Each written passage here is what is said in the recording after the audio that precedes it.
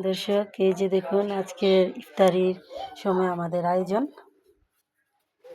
এই যে শসা, টমেটো, কাঁচামরিচ, যে পেঁয়াজু, এই যে দেখুন আলুর চপ করেছি, খেজুর, ডাবের পুডিং, এই যে পিৎজা,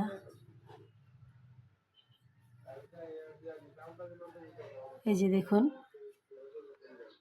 পুডিং, দুধের পুডিং, গাজরের হালুয়া, এই যে বুট। আজকের ইফতারিতে আজকে এগুলো থাকছে।